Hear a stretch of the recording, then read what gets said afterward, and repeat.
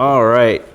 So just so I have an idea of who's all here, who has audio experience that they would say is beyond beginner level?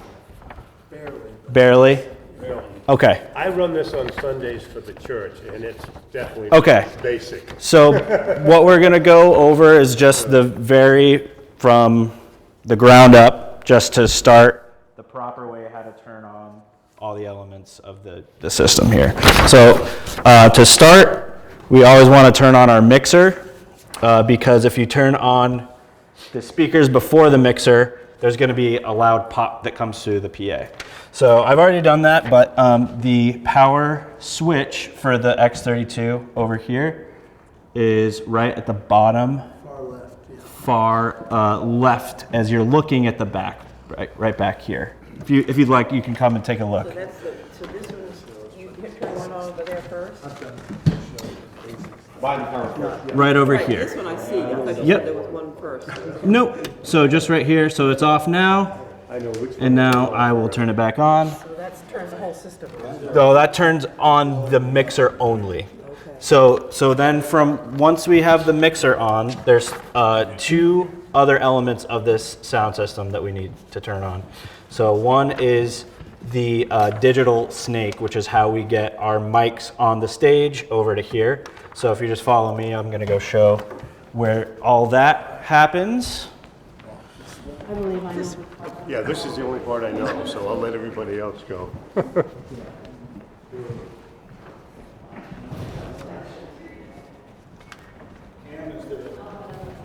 Boot up time for the mixer? The mixer boots up within 10 seconds, I would say. You'll see it on the screen if you ever come and do sound. You'll see the screens boot up as you go. So right now, so I'll show you. Just come right in, all the way in here. This is our digital snake right here. Yeah, everybody come right on through. So this is how we plug in all of our mics that are on the stage. This is called the S32, I believe. So it's just a box that you plug in all your different mics, and then it plugs in with a cable. One single cable goes all the way back to the mixer, back at the front of house position. And front of house is just a term that you use when it's like where you're going to be mixing the room from. So that's you got ins and outs on the stage box there, and then the power for that is right on this little light switch thing over here. And so I have. As you go by, just notice there's a little box on the right-hand side of the main panel. That turned it on. And that little box has on off on it, and you just turn that on, and that turns this. Yep. Yeah, and now the lights are on, so the switch for that is right to the right of the circuit breaker box. And then to turn on the speakers is the circuit breaker box over here. Yeah, you got main R and main L right here. And then if you want to turn them on or off, you just flip it back the other way. So they're off, now they're on.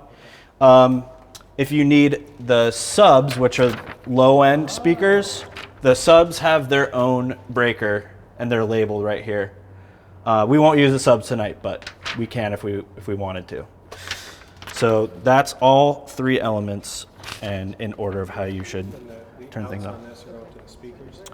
The outs on here are going to the main speakers, yes. Any questions? Everybody good? So Suzanne has a question because she wasn't able to see that. Yeah. I see it to go out, but I thought there were three things to turn on. So first is the mixer. Second is the digital snake. Third is the speakers. So let's do it again, just everybody on the stairway so they can see the panel and the... Yep. So everybody, come right up, back on through. I know this is the only part I know. All right. So can you guys see? You're good, okay. Yeah, so the switch for the stage box, the digital snake is right here. Got it. On, off, and then the breakers are for the speakers. And they have little white tags on it. Yeah, they're labeled at the breaker Those are the box. speakers. Yes, yep. And by the way, though, if those are not on, the lights will not work. They're on the same circuit. Okay. That was a design problem because the fire marshal, or the town CEO, code enforcement officer, would not allow us to have the speakers on the floor because they were in the way of the fire escape. So we then had to elevate the speakers, and we had already wired everything. So Gotcha. just FYI, if the lights don't come on some night and you look at You those need to turn the speakers, speakers. if little blue Good to lights know. are not on, that means that there's no power to those trusses. That's good to know. That is really good to know. Okay, so everybody come right back up onto the stage here. We just got some basics to go over with plugging in from the patch drops that we have in the floor. So a patch is just a term that you would use when you are plugging one thing into another. So whenever I say patch, typically that's what I'm referring to. So in the floor here, we have these two XLR input ports. They're labeled 3 and 4. And so that would correspond back at the digital snake with these output boxes right here. So 3 and 4 right here are coming from those plugs. And 1 and 2 are coming from the other side of the stage. So the lower two are 3 and 4, The lower 2 are 3 and 4, yep. and the top two are 1 and 2. The top 2 are 1 and 2. And you can use however you want to plug these into the digital snake is completely your choice. So if you want to go 1 to 1 on the digital snake, cool. If you want to go 1 to 3, and you can do it as you see fit. Because you might have something here that you want to plug straight into the stage box. Say like something that we've done before is You wire everything and then somebody asks you to add something. right. That's a scenario. Or say like I have some wireless mics that I want to plug straight into here. I might want to do all those 1 through 4. And then, so once I've used up all those, then now I have to, figure out a different scheme. So the inputs on the digital snake are 32. Yeah, you have. Just stay 1 to 1 and 2 to 2, and then add the other one. Yeah, if you want to keep it. As long as you don't use 30. Exactly. Yeah. Yeah, so we have one that goes to 32 Yep. from the box. Gotcha. It's already preset. And Right. I think they did that just to avoid Yeah. anybody that wants to use 1, 2, 3, and 4. Gotcha. Yep. Okay. So I'm just going down the list here. Okay. So I think that covers the basics at the stage here. Basically, we're gonna go back to the mixer now so that we can see when we plug in a microphone and start getting signal and stuff, how it all looks on the board as it's happening. And then later on, what we're going to do is, at some point, as we divide up into groups, is learn how, and this is an XLR, and it has only 3 holes and 3 pins, female and a male. And this would plug into the base of a microphone. And then the other end plugs either in there, or over there, or in the back. And then that allows a microphone to get into the soundboard so that it can pick up the sound. Exactly. If you have a problem any night when something's not working, number one, check and make sure you put 1 into 1 or 1 into 3 or where you meant to put it. And secondly, it's the cable. It's almost always Yep. the cable. Yep. And just swap out a cable or bypass the cable or bypass the box, and you usually can get rid of your problem. Yep. Absolutely. Okay. Thank you. Please feel free to chime in. You bet. We I just had I- 2 cables chimer. bad at one recently, right? 2 cables. 2 cables Yep. went bad one night. We were like, what? Everything worked at 3 o'clock, and then at 5 o'clock when we started doing sound check, Yep. it had stopped working. Wise words. Okay, so we'll go back to the mixer, and I've got a microphone ready to go just to demonstrate how to start getting a microphone plugged in and a signal.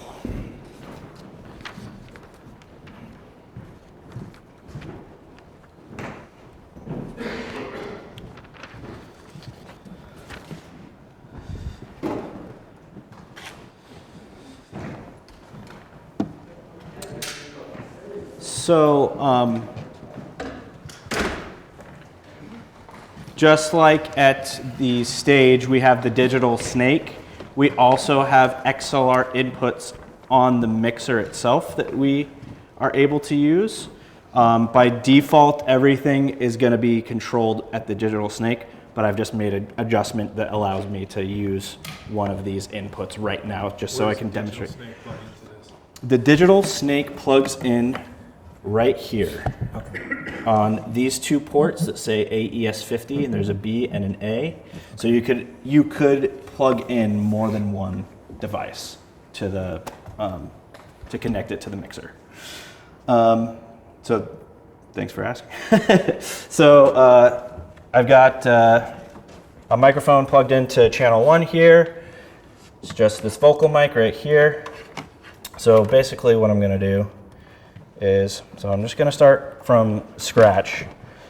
So if everybody wants to sort of, if they can, get a little bit close and just see what's happening. So I'm in, Just a little bit. what is it? To your left. Okay, yep. So I'm in channel 1. I'm speaking into the microphone right now, but as you can see on this gauge right here, there's very little to no signal. So in order to get the signal to turn up, I have to turn up my gain. So the gain by default is up here on the config/preamp section. And all you have to do is take this knob right here, it's labeled gain, and you start turning it to the right. Or I guess that would be clockwise. And if you take a look in your handouts, you'll see that you have a sheet that's titled Config Preamp. Yep. And he's showing you that section now, so if you want to make notes, you might want to make them on that sheet. Yep. So, It's one of the pictures, and it's labeled Config Preamp. and then Photographs. basically how I typically go about it is, so I'll start from low again. I'm going to talk, I'm going to keep talking, I'm going to keep talking, and as soon as I see that green start to go into the orange, that's around where your signal is at a healthy level, typically. So that right now we're at, and you can come and see how much I've turned up the gain by on the screen here is plus 29 dB. Can you talk a little bit about selecting and how all the controls Yes. work for each fader? Yep. So if you've only ever worked on an analog mixer, digital mixers are different, but they're pretty straightforward once you get used to them.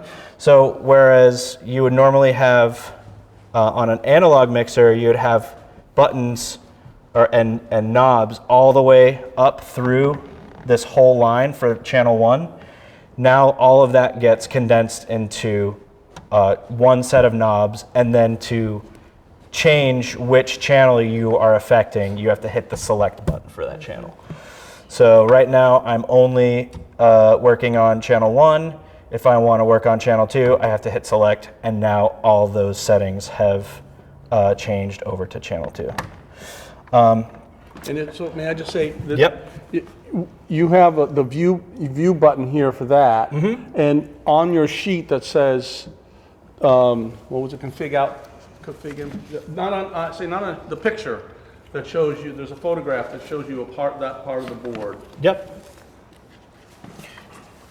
And then, like Dave was saying, if you want to get into That's the output, keep going. showing, Config preamp. Okay, down here is that button right there turns on that screen so you can see what he's talking about. yeah, you can get more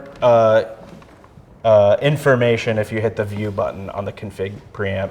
Some of that's not stuff we need to go over right now, so.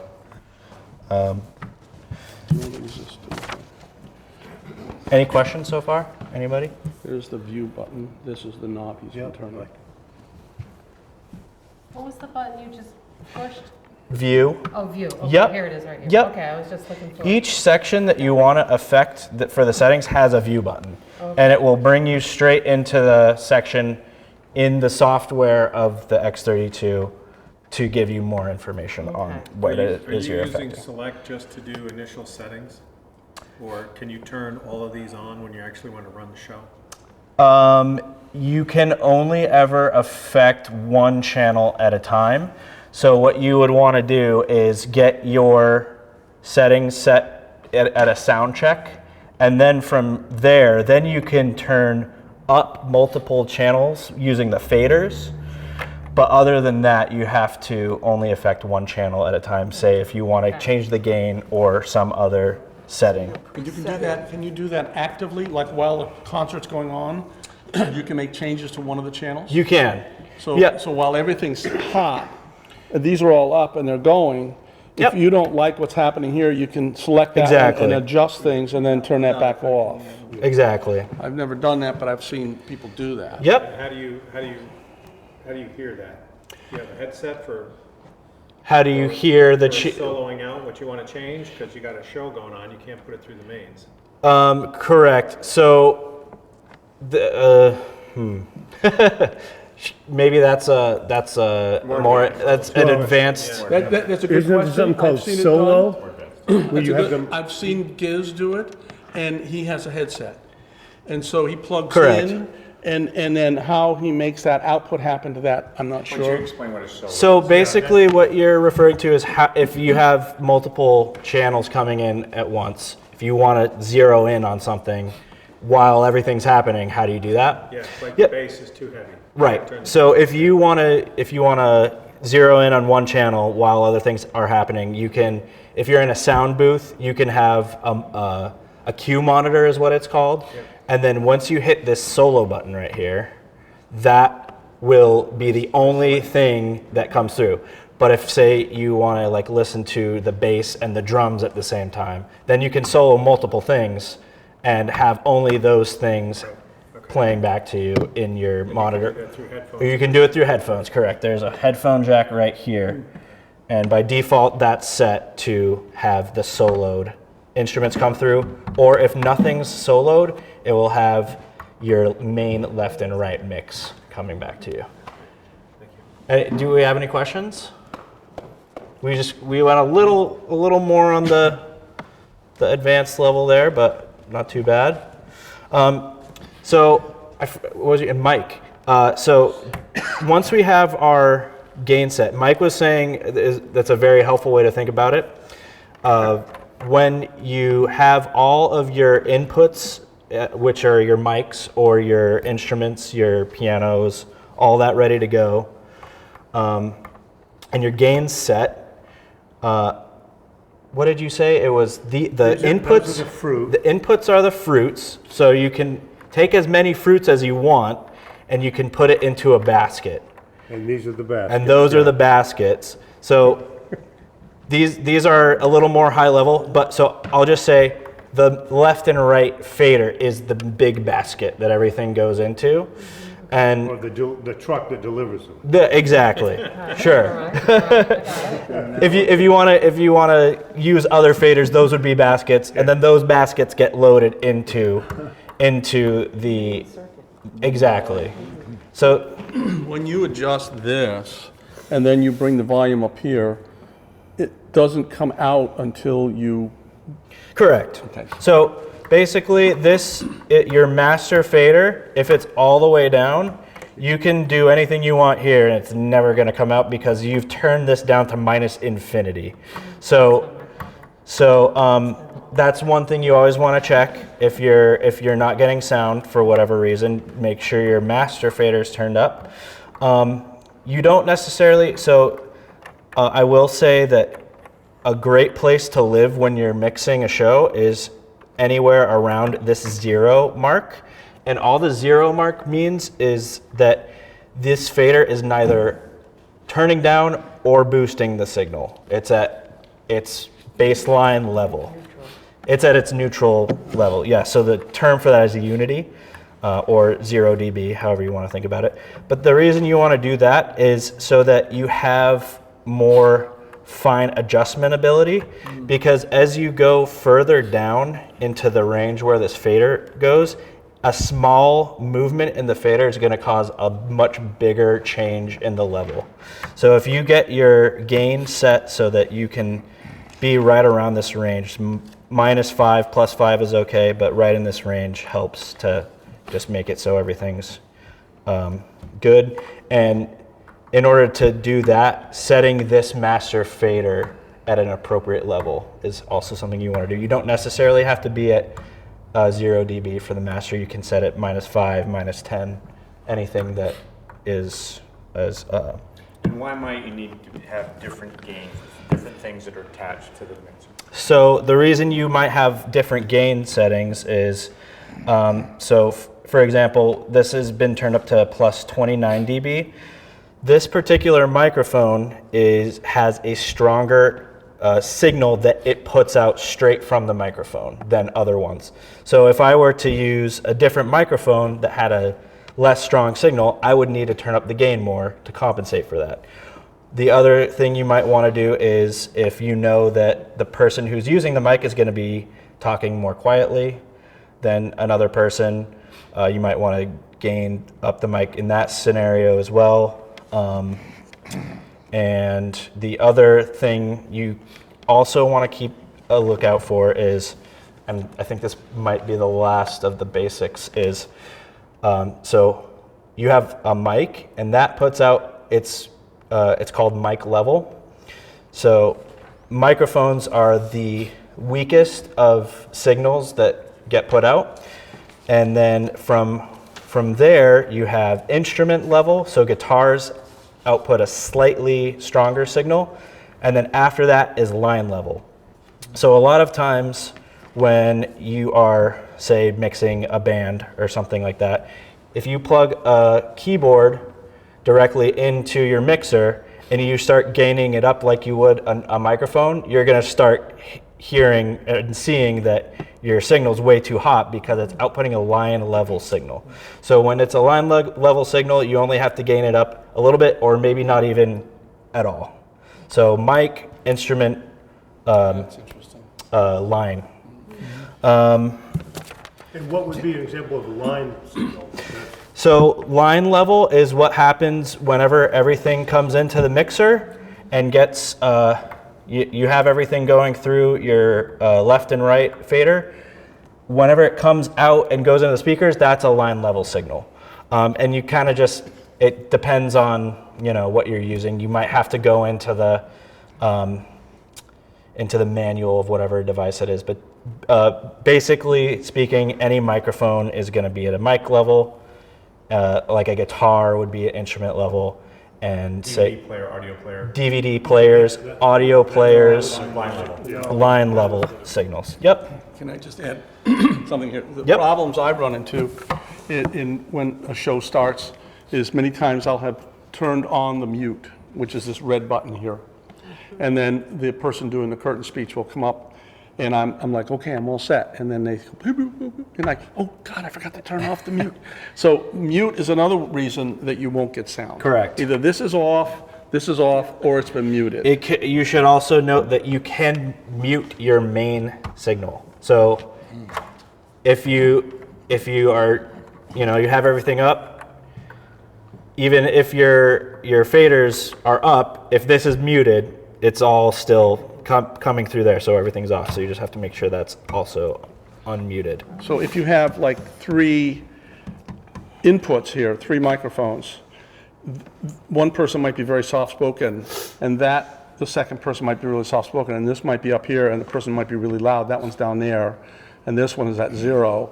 And then all of it will come out about even once you've adjusted them. Mm-hmm. So that's why you have the individuals for each of the microphones. Yep, absolutely. Ken, am I getting ahead if I ask the relationship between these faders and these faders?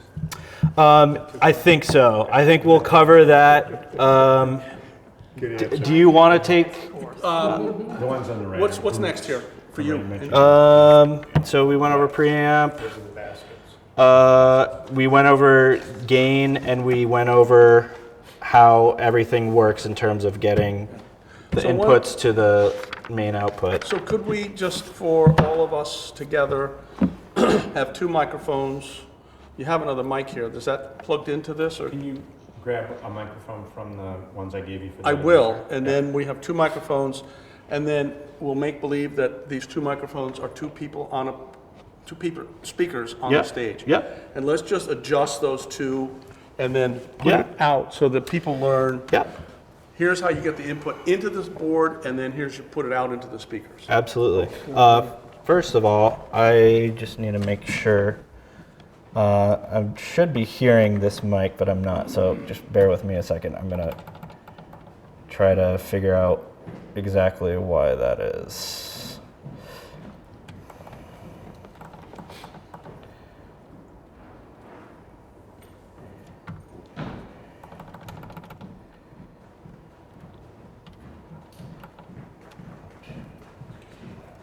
Everything powered on stage? Uh, Is everything turned on? Everything's on there. Everything's I'm just on gonna there? Use a microphone from here. Okay.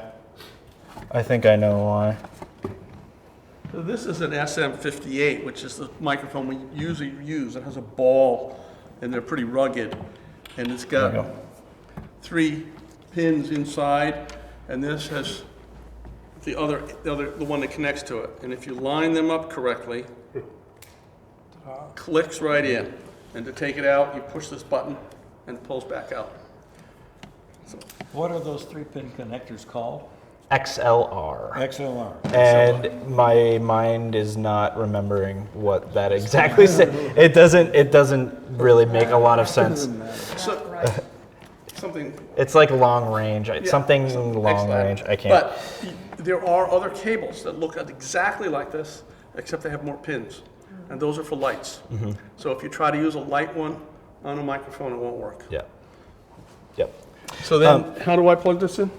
Do you want to do it on the stage, or do you want to do it here? Whichever, I mean, people are here. Yep. I can do it on the stage wherever people. Yeah. Let's do it on the stage. Let's get I'm them. just thinking that people could be here, watch you change the volumes while they're here. Sure. Yeah. Yep. And let's do the stage now. Sure. Let's just watch. I just have to make a couple changes because I only set it so that I have the one input here. Just give me a second. Is that why it's not coming No, that was something else. So John, for you in the routing, you can have inputs here, or you can have inputs there, or you can have both. You can have both. You can have a mix and match. That's another thing we can go over if you want. What do you want me to plug in? 2. Number 2. Yep. And so back here, there's 1, 2, 3, 4, 5, 6, 7, 8, 9, 10, 11, 12, 13, 14, 15, 16, just like in the snake. Mm-hmm. And I'm going to plug in number 2. And where is number 2 on the board? Number 2 is right here. So first things first, I'm gonna go and select channel There's 2, just this. Yeah, I'm checking something. and then so Dave, why don't you go ahead and talk into it? Okay, 10, 9, 8, 7, 6, 5, 4, So I'm gonna start gaining up his 3, 4, mic. 5, 6, 7, 8, 9, 10, 9, 8, 7, 6, 5, 4, stand around there, you 3, can see 2, yourself. 1. So that's pretty loud, 2, 3, 4, 5, 6, 7, 8. and I've gained it up a little bit more than my mic. So my mic is only at 29 dB, and his is at 32. And the reason for that is this mic has a hotter output than that mic. So different mics will have different signal strengths, even though they're all technically mic level. Even if they're the same model number, they'll be different. Sometimes that too. Not every mic is exactly the same, even if they're the same model. Yeah. So sometimes when we have people on a panel, what happens is they wind up holding it down. Yeah. And so I'm going to do the 10, 9, 8 from here. It's Mhm. dBs here. Yeah, we can do that 10, too. 9, 8, 7, 6, 5, So 4, from there, I 3, would 1, put 2, 3, my 4, fader 5, at 0 7, and start gaining it up. 10, 9, 8, 7, 6, 5, 4, 3, There 2, we go. 1, 2, 3, 4, 5, 6, 7, So 8, 9, 10, when 9, somebody is 7, 6, 5, that far down with that mic in particular, that's where you start getting into feedback. So do we want to cover that at all? Not right now. Okay, but- What I generally do is ask people to move the microphone. Exactly. Eat the mic, And when they eat the hear mic. typically people on lot of singers don't will do move the it. microphone away from themselves. Yeah, which is the opposite of what you want. It's the opposite. Yeah. Need to get them closer. Yeah. Yep. So you can turn the volume down. Perfect. Awesome. Do we want to do one more mic, or are we? Is that good? What do you all want? You say, Mike. Any questions? I'm the only mic here. Yep. Let's do that. So basically, I'm gonna start from Disconnect. scratch. Yeah, I'm gonna gain everything back down, and let's unplug stuff, and then Let's have them do it. yeah. Yes. Everybody get some- External line return. That's what XLR is. Yes. Although it should be you go. ELR. really. Yes. They turn the Will external into someone X. Who hasn't done this before, unplug? Here, let's just unplug everything. Start from nothing. I unplug every Plug up Sunday. there? No, we'll still plug here, but just to get. Plug her in, unplug her. Main fader on top, Do what? Sorry. unplug a mic. So- That's like, my going off so the back of where your neck. I had- It's up and you're unplugging mics. Where I had the gain all the way down and the channel fader all the way down, I knew it wasn't gonna. But yet, correct. You typically want to, Okay. At least turn the master volume down Yeah. Okay. Yeah. or mute it. Yeah. Correct. Yeah. And this goes into channel 1, input 1, we're talking? Future, yeah, I have. Nothing fancy, Yep. nothing Giz-like, but, And someone else? right. Testing, testing, So but you've got it down. then yep. So if I wanted to go a little bit louder, I'd have to pull that. Your gain first. Oh, yes. The gain is up, the gain is up. Go ahead, stand in front of it. Aha, because that's what I just plugged into. Now the gain, testing. That's got to go up. Testing. And I would even go up a little further on your fader there, so it's closer to that 0 there. Yeah. And then, yep, there you go. Got it. I was telling a friend of mine about it. You're hired. Keep talking. All right. Keep talking. Talk. Yeah. To count. 1, 2, 3, 4, 5, 6 words. And there was the feedback. Now we know. All right, who else wants to try? for Let's their- go back. Let's go back to Feedback from threshold. nothing. I mean, Somebody else, step right up. go ahead. I didn't do that. Drop the mic. I didn't Mic even drop. like the sound. Hey, I can't even, it's so embarrassing to be walking with these SF-58s and all of a sudden, bang, on the floor. It happens. Seriously. So, fun little trick of. I see it. Yep. Come on. I'm sorry, my wrist is Spin it. really, spin it. Yeah, that's what I was, Yep. So a till it fun clicks. little trick when you're plugging in an XLR cable is there's typically an arrow of some kind or something like that that's going to line up with the top part of the jack. that's good. So if you just follow that and point that arrow all the way up, then you should be in good shape. No problem. All right, so now we're gonna. And you got your other end all set and ready to go? Yep. Okay, perfect. That's good.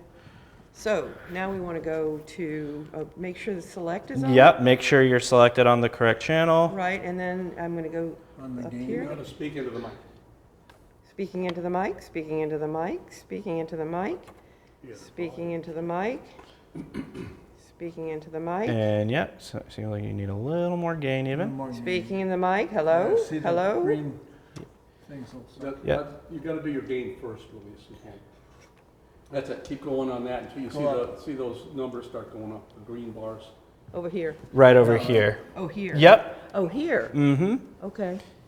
Yeah, so keep So, talking into I it. and- see. and Hello? keep, there you go. Hello? There you Hello? go. Hello? Do a nice steady count. Get them so they don't 1, clip. 2, 3, 4, 5, 6, 7, 8, 9, 10, 11. So when where we've been setting our gain that sounds good right now with this current setup is a little bit lower than what I said before of where that orange of this meter started to show up, and that's where I would maybe come to this master fader and just turn it down a little bit so that I can get a little bit hotter of a signal, because this isn't as much of a problem with this mixer, but if you go too faint on the signal that's coming in on your gain, it can affect the sound in some ways that you might not want. But yeah.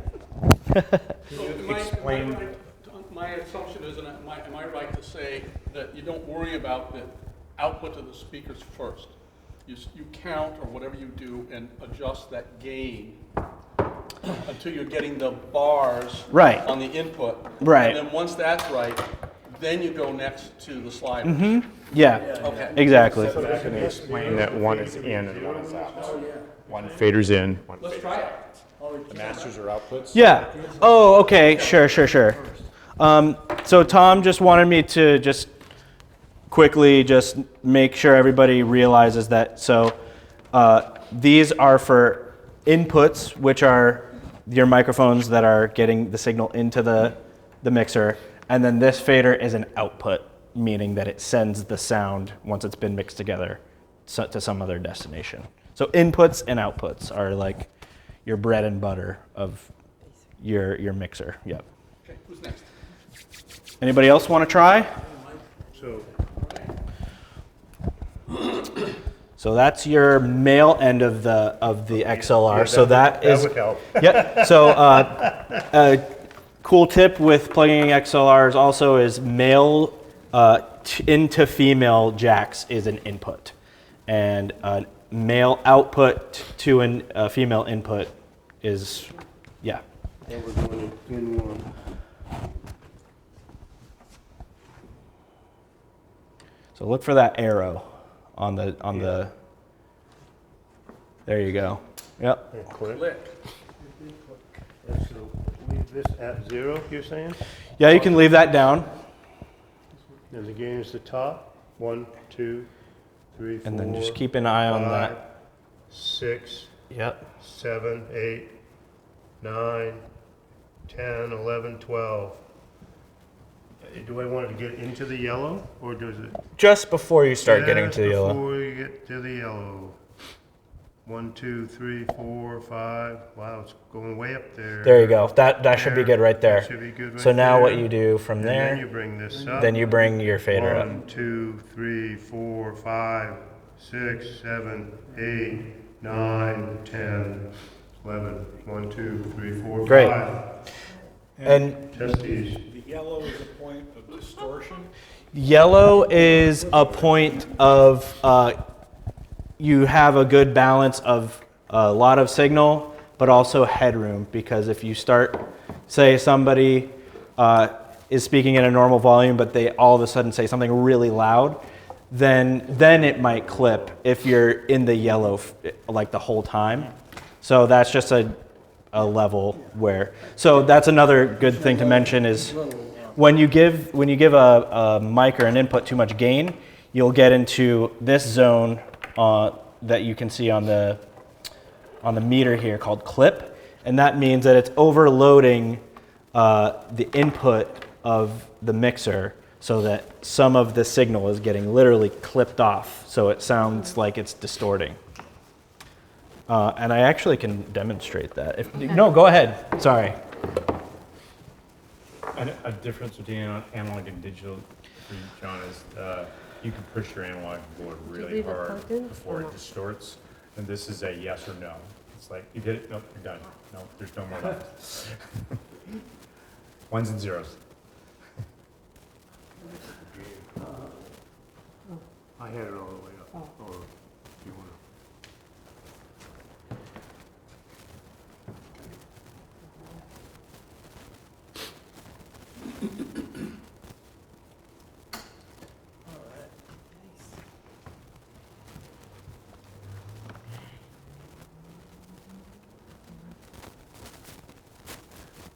Check, check.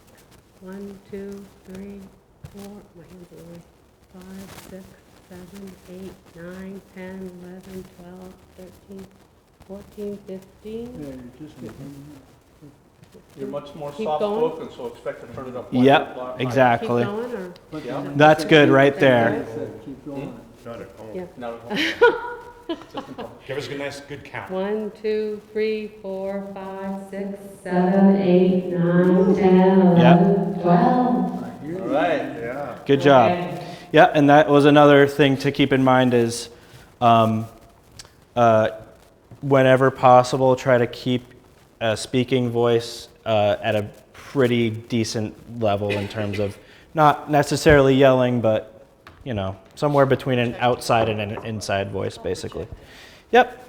So I'm gonna actually go ahead and just demonstrate what it sounds like when you have distortion or clipping. Yeah, go ahead and yep, go ahead and plug it back in for me. I'm not gonna turn it up too loud. I'm just gonna gain it up, and I'm gonna start talking. Check, check, check, check, check. And now I started a clip here, and I'm just gonna take. You can see red lights. Meaning you can see red lights on your meter there.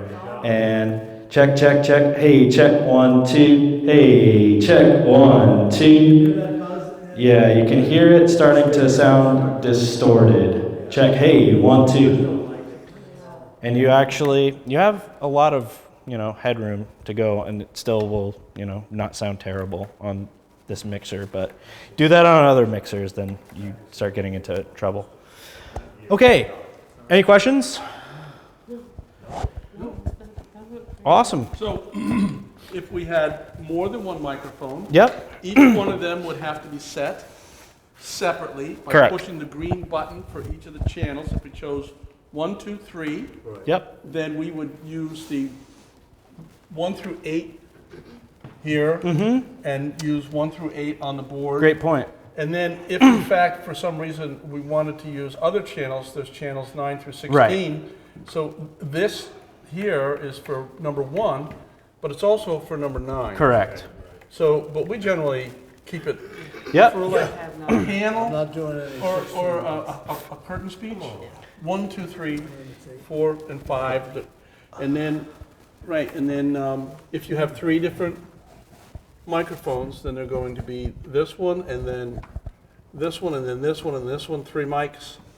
And each one of them gets set separately. And then the master volume would raise them all. So Yeah. is there anything, so is there, where should, the master volume should be at that 0? Is that the best place for it? Ideally, everything is at 0, but if you need, so I like to think of the master volume as how you want to set your level overall for like the whole, for the audience, the show. So if you want a loud rock show, you can set it louder. You might set it softer for a panel or something like that.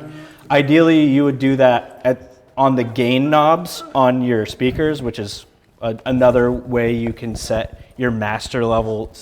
Technically is lower or higher, but we don't have access to those knobs because they're flown right now. But A remote mic. remote, like as in a wireless mic. Yes. What about it? So let's, how do we Be do about the same, right? I mean, So a wireless mic works by sending its output to a wireless transmitter, and then that signal gets sent out to a receiver. And where on a wired mic, you just plug in one single cable and it's all ready to go.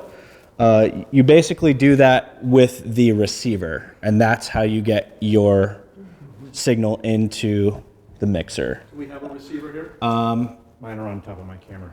Okay. Yeah, we're using them right now. What we typically do here is it looks like an old AM/FM stereo, AM/FM cassette, or what do you call it? Transistor radio that we used to have, right? And it has a cord on it, usually an antenna, and then it has a cord, and that plugs into the XLR. So we would plug it in. On my camera, so I have a wireless microphone that Cam has clipped onto his shirt, and I have this wireless stick mic that I point at you when you talk. And that gets sent, those 2 channels get sent to this camera, but they could, instead of the camera, they could be plugged into the mixer and go out to the room. Right. Yep, exactly. So usually what we do is there is a music stand in the back, and it's a black music stand. We'll set that next to the snake, and then the receiver either has a clip or we set it on the music stand, and then run the cable right to the snake and plug them in 1, 2, 3 or whatever. And then they are set there, you turn them on, and I think this is a whole other lesson. I wish we had a couple tonight. This is a great question, because you gotta make sure it's on the right frequency. Yes. And usually, they don't change. I mean, people don't change the frequencies much, so you just turn it on, usually it's gonna work. But then the receiver is up there and plugged in, and then the microphone or lav has a little box, and that goes on. So if you have a lav, you typically have a belt pack that looks like this. This is technically the transmitter. But if you have a wireless handheld, typically the transmitter is built right into the mic itself. Or you can use a cube that will plug into a handheld mic. And either way, as long as that is on the same frequency as the receiver, when we set them up, then we can run around with Q&As. That is picking up a signal and sending it back there and then going through that board back to here. Yes, So- radio frequency, yeah. So if you want to focus, any questions here? Otherwise, I would like people to practice taking a microphone, putting it on a stand, plugging it up there, and then finding it here.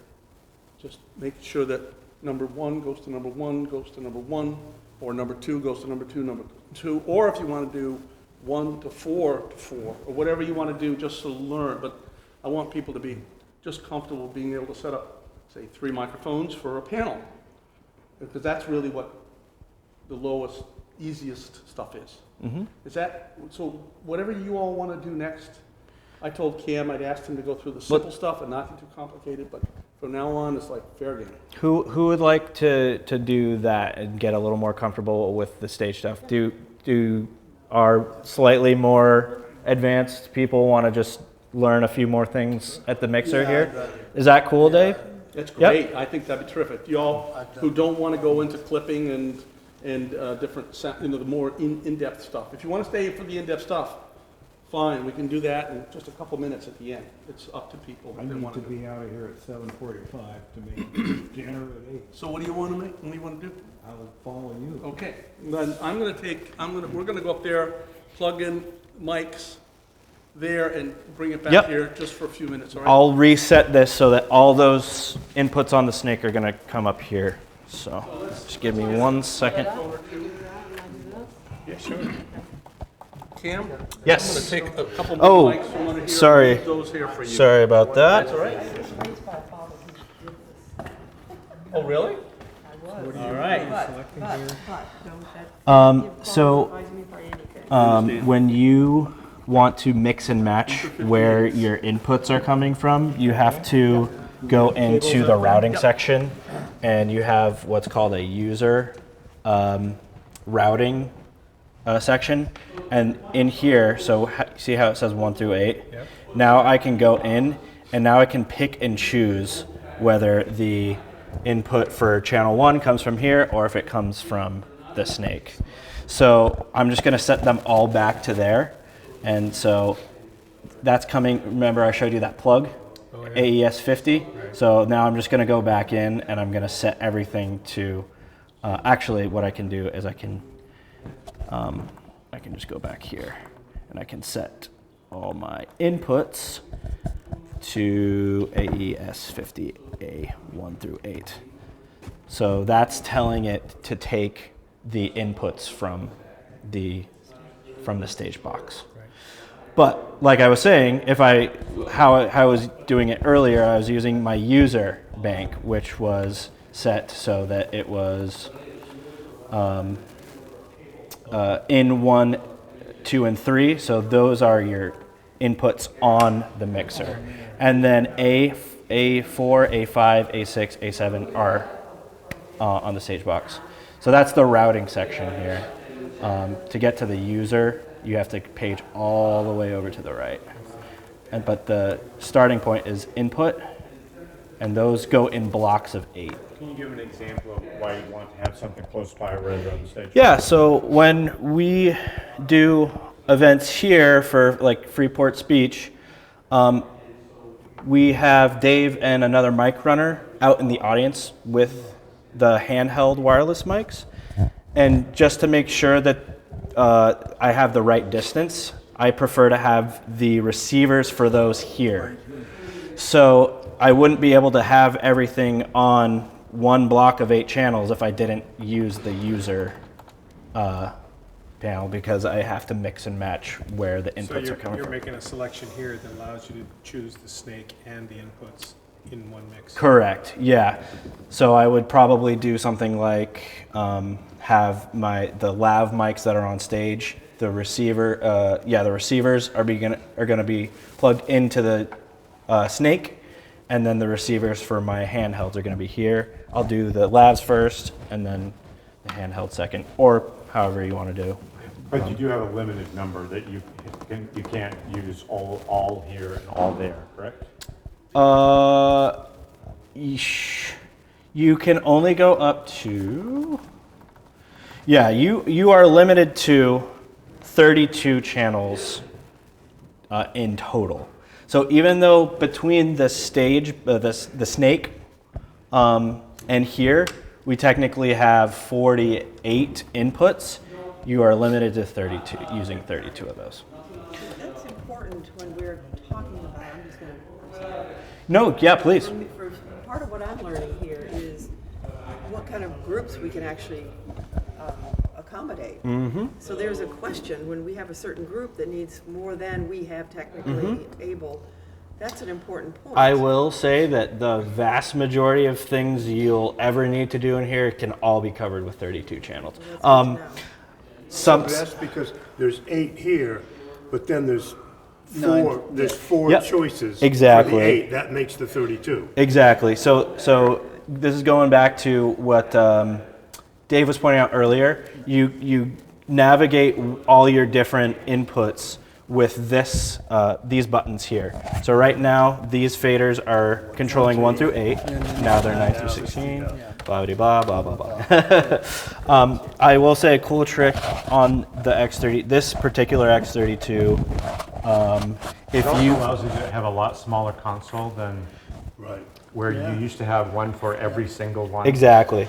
So a cool trick, if you want to get inputs 1 through 16 here, you hit the 2 buttons at once. And now this continues all the way These over. are not then, these are then not, This is 9 through 16. These are These are inputs. inputs These now. are They inputs. weren't They were not before, correct, yeah. So and then Mike, you were talking about these are the baskets. So these faders right here, see how they say DCA right on the little scribble strip there? DCA means digital control amplifier, which is a fancy term for saying that it's a fader that turns multiple inputs up or down at once. So, and that's what you were saying. You can put multiple fruits into a basket, and then that basket goes out to the truck. So if you wanted to say All the drums. say you have drums on your first 4 channels here. I think the easiest way to do that, and you want them all to be controlled with this first DCA fader, I think you can do it like this. I think you can hold select on the DCA fader. If you hold it, and then you hit select on all the input channels that you want to be controlled by that DCA fader. Correct. And you can verify that that worked so I now have my channel 1 selected, and I can see under this section here says DCAs, 1 is lit up yellow. 2 is also lit up yellow on DCA 1, 3, 4. So now what happens is, so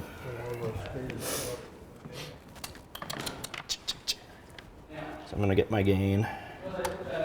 Check, check, check, check, check. Oh, you know what happened? I switched back to those. But here, go back. You want to use a high number like 8 while he's using the other ones? Yes. I'll go to 8 or 9. I'll just go to 8 here.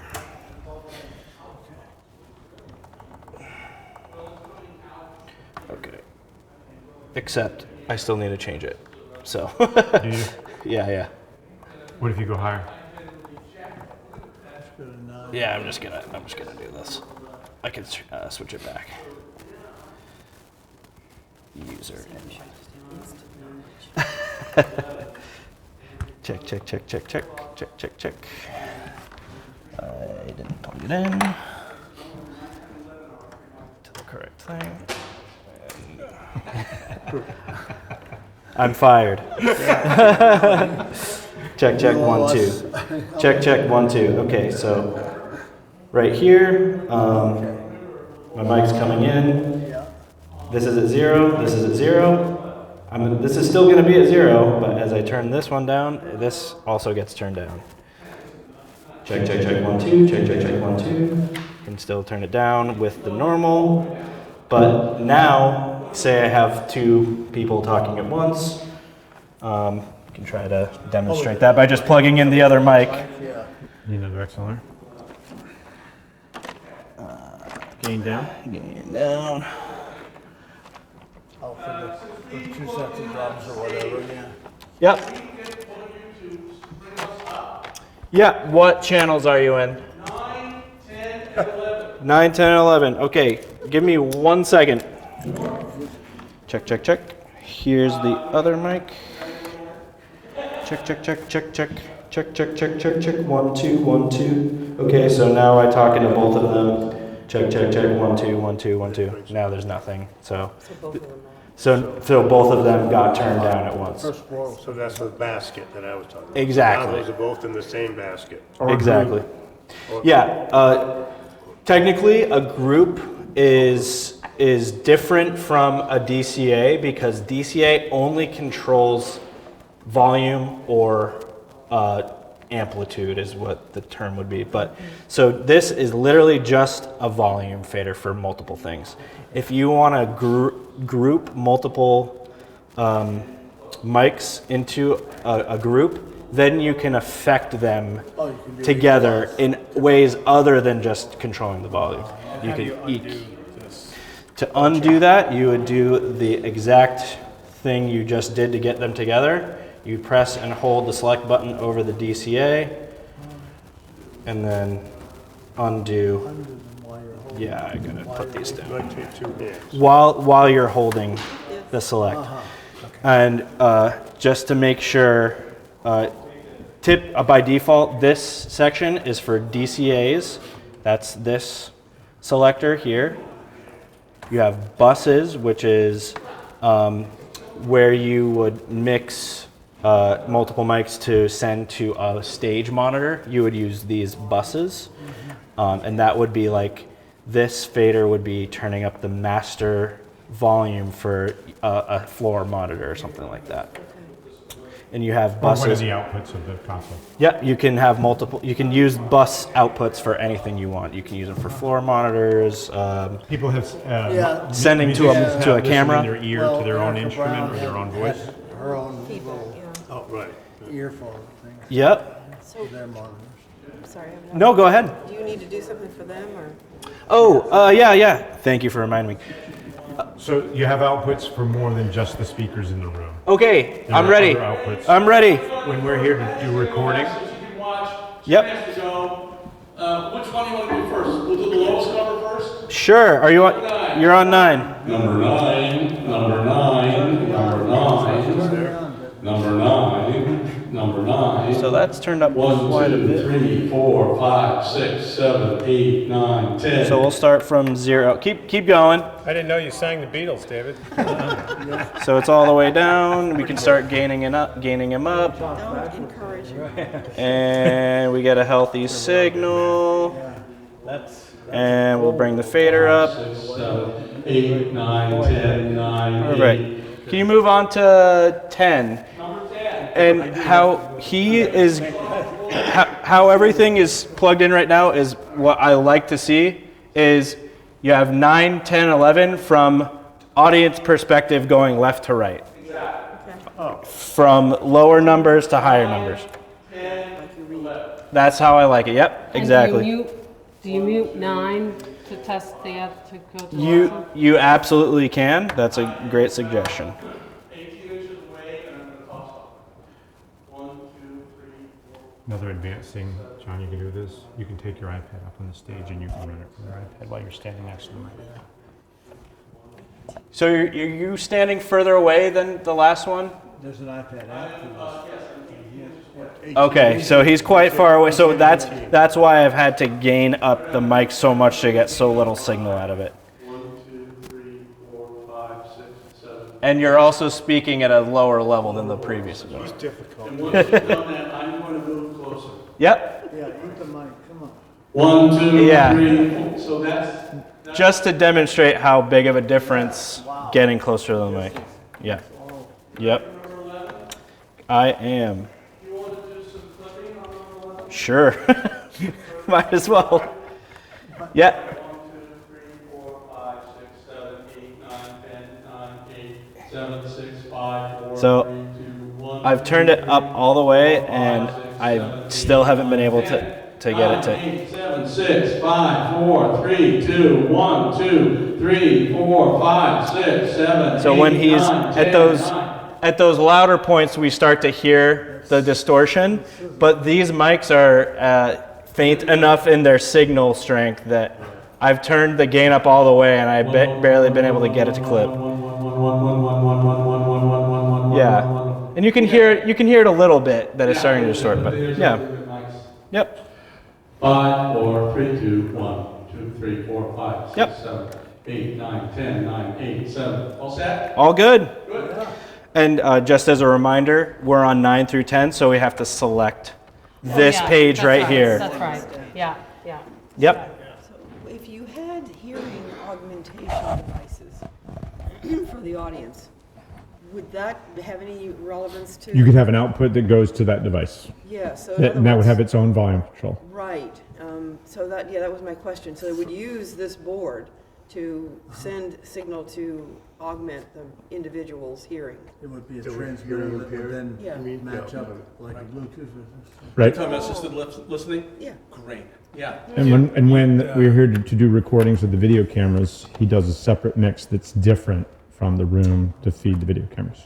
That's another output. Oh. Yep. You'd have to do a sound check just for those devices though. Yes, Yeah. every one. Each individual Yes. device. It Yep. I mean, rarely happens at places like Merrill Auditorium and elsewhere. I mean, I use them sometimes, and you just have to adjust the volume on your. Oh, I wasn't talking about the assisted listening. I was talking. The assisted listening has a system that you would set up. Yeah. They have a transmitter, and then all of Control. the receivers. they are have on their the own same volume, Same frequency. and they have their own You can volume. adjust the Got it. That would, It's like listening to a radio station. couldn't But I do them just wondered how individually. much of it I mean, was if you had used, multiple. that would be a on your- totally separate no, on your system or own. something Right. that goes. Nope, you could do that feed it all from from this. here. From what Tom's saying, you would probably just build another mix of your inputs going to one of these buses, and then that would hit whatever transmitter is going to send out to. And the audio engineer would have one to listen to, so he could monitor what it sounded like. And that would be a like preset, that you could leave it. Yes, well, the challenge is, I used to do this with the organization I was the director of. The challenge is that the microphones, where the microphones get set, will make a huge difference. Merrill Auditorium, they have these mics that come down, I think they're SM57s, so they kind of focus, but they're sort of pointed towards the stage. But what you listen to is people coughing, unwrapping cough drops, their magazines or whatever, their programs and so on. Picks up a lot of sound. Some people use little microphones that go on the stage itself. I think they're, I forget what they're called, but they're very directional, but they put them on the stage and point them towards the speakers, or especially if they move around, if it's a theater performance. And then, of course, if you have a lav, then it's easy, because then they adjust this and send it through there, and it's clean. But sometimes I use condenser mics, which pick up ambient sound and everything. So it really has to do with the whole system and knowing how to right? I mean, it's really about, the quality of the input is going to determine the quality of the output. And how close it is to the person talking, or how close it is to the instrument. Yeah. As, It's a long ways away. you demonstrated, especially with, so that's another little fun tip with mics is the big two categories of mics are, these are dynamic mics, which means that they are very good at rejecting things that are not being said directly into them, and how close you are has a huge effect on it. The other class would be something called a condenser mic. So what Tom has right there is a specific type of condenser mic called a shotgun mic, and it's very, very sensitive. So it almost, the distance that you use when you're picking up a sound source with a shotgun mic is very, the distance doesn't affect the sound much at all. It does affect the volume a little bit, but shotgun mics are very good at, if you point it straight at a source, it's gonna pick up something pretty hot, unless More you're directional. It's very, very directional. But in general, condenser mics are they're more sensitive, less affected by how far the source is from it. And the sound doesn't tend to change as much. That's another thing with dynamic mics.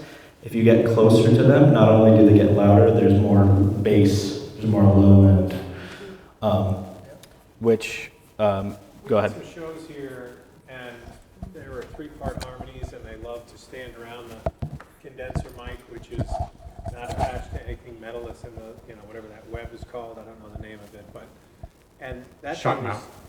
What's that? Shock mount. Shock mount. Yes, yeah.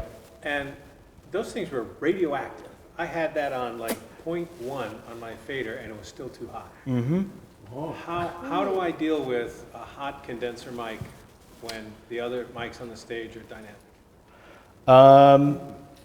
So what was the show? I don't remember the name of the group, but it was a folk group, and they had instrument mics. Yep. All their sisters, maybe. Yes, it was. So in general, condenser mic is going to be one of those mics that's going to have a much hotter signal that it puts out. And also, as a side note, with a condenser mic, they need extra power to operate. So on the X32, you need to add the 48 volts button, which is also known as phantom power. So there's so you'll need to turn that on for whatever channel has a condenser mic. With the ones for the piano.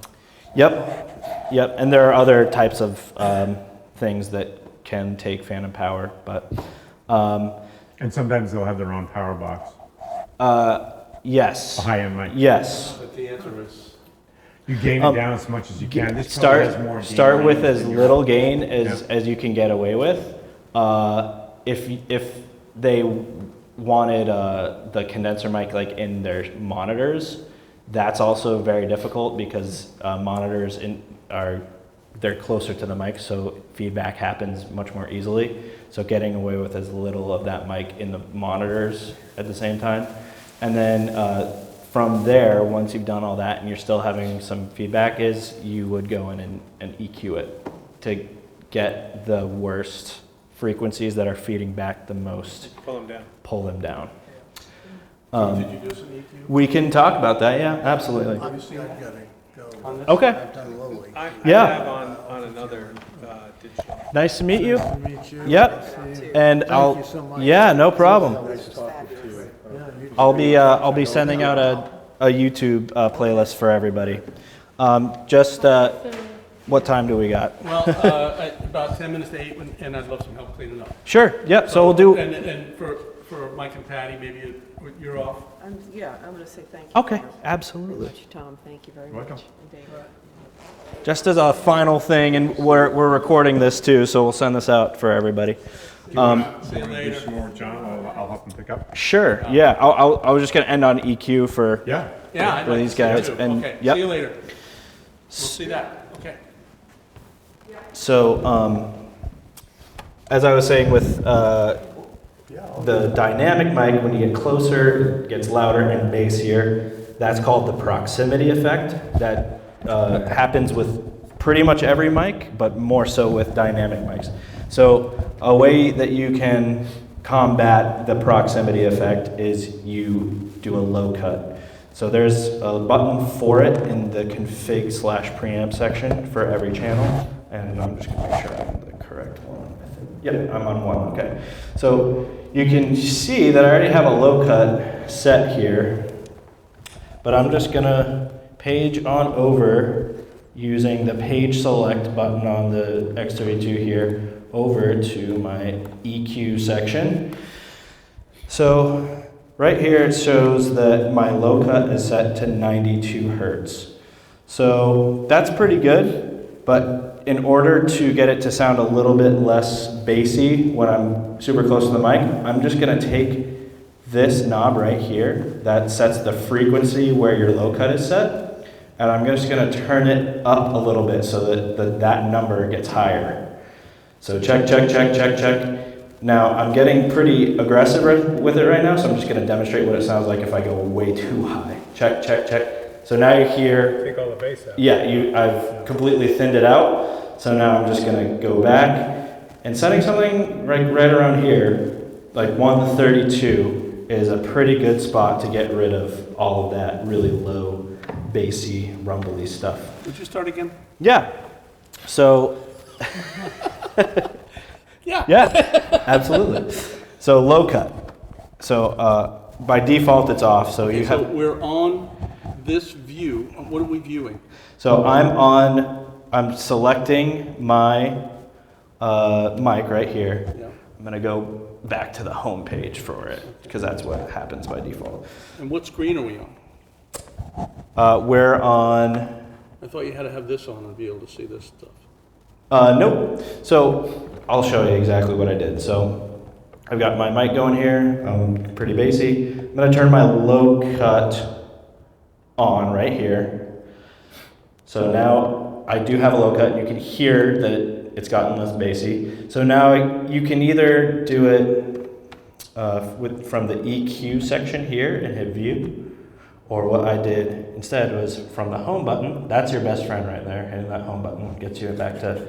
If you ever get lost, hit this thing, and that will get you back to home base. So what I did the first time is I just used the page select arrow here, and to come all the way across to EQ. Okay. And then this low cut knob was set more around like here. But you Is can, that a good set? You suggested that 90 is a good set? 90 could be good, but if you have somebody who's talking into the mic very closely and loudly like this, which is a lot of like rock shows and stuff, Yeah. bring it on up to like 132. So you can see it there and you can see it here. Okay. 132, 136, something Okay. like that. Mm-hmm. So that's a low cut. So another thing we were talking about is feedback. So can I ask you a question? Yeah, So go ahead. I thought that you had to see these knobs, you had to hit view, but you can also hit home and scroll through. Exactly. So, but we could accomplish the same thing by hitting view? Exactly. Can I hit this? Yep. So what do I get there? So that brings you to your config/preamp section. That shows you your gain right here. It shows you that channel 1 from the mixer is where the source is. So it's got all kinds of different stuff. And where's the EQ in The there? EQ is the low cut actually shows up there the too. low cut. Yep, you can see the low cut there. How do you adjust the low cut when you have this on? You can do it with this knob still. Oh, you still see it? Yep, that'll still work. But it's not as clear a screen. It's not as clear of a screen, Okay. but you can also use these little guys here. Okay. These knobs they also have buttons on them too. So if you wanted to, for whatever reason, use this button to turn the low cut off, you can do it that way too. I'm going to turn this back off, all right? Yep. So that brings back the, So basically, your home, you can use these page select buttons to view any section that you want. got it. But these view buttons are like a shortcut to get to those pages. So the view basically did what I just did in one button press. There's 12 ways to do everything. There's like a bunch of different ways to navigate on the X32. None of them are incorrect. None of them are, there's no wrong or right way. It's however you're most comfortable with it. Are we good so far? Any questions? Cool. I'm So, not saying I understand everything, but, well, what's no, I think, just how to navigate Yeah, it? yeah, Yeah, no, it's okay. one of those things where you just need to get, I was tempted to leave hands-on. before the EQ thing, but, I want to get as much as I can. No, yeah, it's I great you're still appreciate here. it. Totally. It's an Absolutely. opportunity. I mean, and you guys are totally free to play around on this thing while we're cleaning up or whatever. But so last thing, I'll just demonstrate the feedback thing with EQ. So I'm gonna intentionally turn the mic up and get it to feedback. But before I do that, I'm gonna pull up my view on my EQ. So see all these little bars here? This is it's called an RTA, which stands for real-time analyzer. So it's taking my voice and it's breaking it down into what the hot and not hot frequencies are. So you can see that right in this area is where most of the frequencies are. But the handy thing that it can do is when something's feeding back, it's gonna show me what frequency or frequencies are the culprits. Then I can use the EQ to turn those frequencies down. So I'm just gonna do that real quick. I need to gain this. So are those the ones that are red? Yes. The highest? The red ones are the hottest frequencies. And that when are you see highest. feedback, the red is going to go all the way to the top and stay on. Yep. So I'm just gonna start by pushing the fader up. I might need. And it will give you a hint as to what you've got to turn down. Yeah. So now I'm gonna start gaining it up. Okay. So we can see that it was red in here.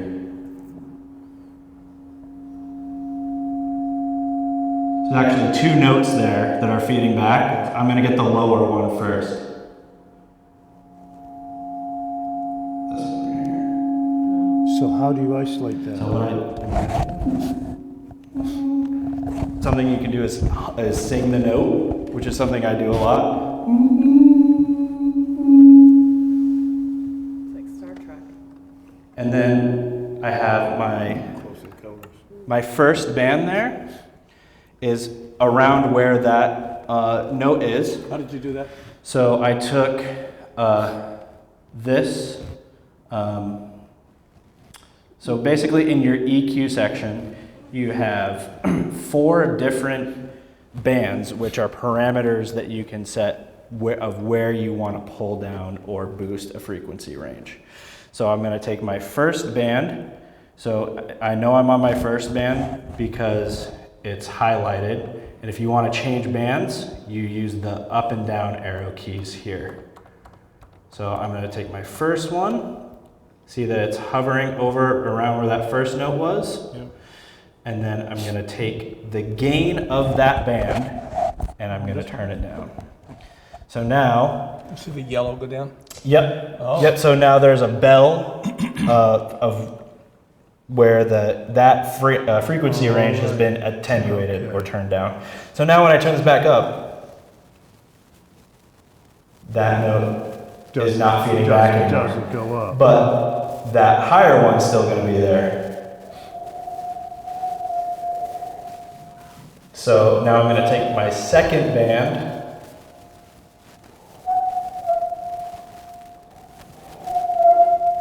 See how? And I bring that down, and the feedback's gone. Will you just point out the two knobs because I was watching this? So one of the knobs controls the direction of where the number 2 is. Yes. And the other one does the blocking. Which one of the knobs is which? So Are they labeled?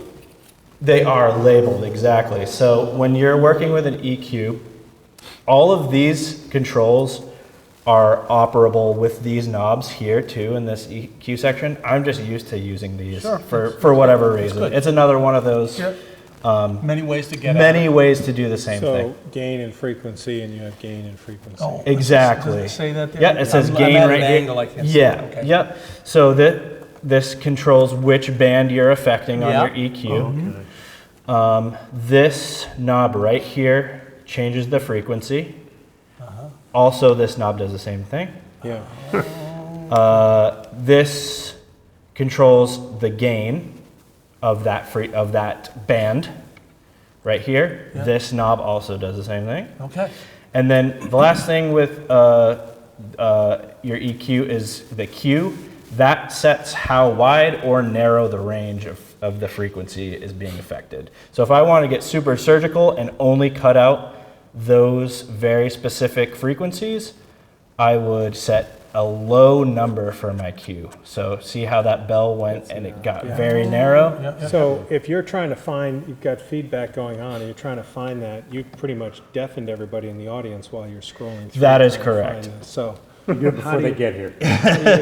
There is there's no great way to ring out a room with people there. That's one of the downfalls. Is ringing out is the term whenever you intentionally cause feedback. So you knock out that microphone. If you can't right away, you try to bring that mic down. In a show scenario, you probably are going to try to turn down whatever mic it is you think is feeding back, and then slowly try to reintroduce it back in. And if you can remember, like that's a fun trick that I do is, if I can remember the note that fed back, I have one of these RTAs on my phone, and I'll literally sing the note into my phone, and I'll go in and I'll notch that frequency out of, if I think that mic is feeding back, and I'll do it that way, so that then I can turn that mic back up. But on my analog board, I go right for the monitor and I turn the monitor Yeah. down. That usually takes care of it. Yeah, you can do it that way too, yeah. Yep. Because it's typically what's causing it. Yeah, so this, Oh, just by changing the angle of the monitor? No, the performer, give me some more. I need to hear more. And Right. And they're pushing the monitor up too high. Yeah. Yep. And it's creating a loop with Yep. the mic on stage. Mm-hmm. So you turn down the monitor. I turn the Their fader monitor. down on the Yeah. monitor. yeah, Right. yeah, you can usually, Which a I lot can of find times in I'll- a hot second. Yeah. Because I know right where it is. I'll with a band setting, I'll turn the monitors down just a little bit, and usually that will get rid of feedback, and people won't notice if I don't know what mic is feeding back and that sort of scenario. So that's like a way to use feedback is to use EQ is to get rid of feedback. The other way is to shape the tone of the mic That's or really sound. cool. I didn't know you could do that. Yeah. Of course, that So makes can you sense with just- ones and zeros. Go out and go back to that again. Show us how you got in there. Into the EQ Right. view on the X32? Yeah, totally. So one way is, so start from home. That's where I always go if I'm lost in the board. I don't know where I am, I just hit home. So you can either hit view in this little area that says EQ. You get to straight over there. The other way is to, from home, just page over to the right until you hit the EQ section. see. There's menus, Yep. Yep. folder tabs. And so, just to demonstrate with feedback, there's a limit to how much you can turn a mic up, no matter how much you've EQ'd it, because if it's loud enough, it's just going to start feeding back everywhere. So now you can hear the high frequencies are starting to feed back. So that's always the balancing act you're trying to play with a PA is how little can I get away with in terms of how much volume there is. Great. And it'll be different for every room and every mic. It will be different with every room and every mic. That is correct. Cool. Any questions? Yeah, that's a lot to soak in. I know. That's why I had those notes. So I was going to write, and then I'm just fascinated. So This section right here is definitely more, past the beginner stage. It's more like you're starting to do things on a consistent level. So, but yeah. But now you know if you want to add mics on Sunday, if you, for any reason, you can set up mic stands, and here's your mic stand pro.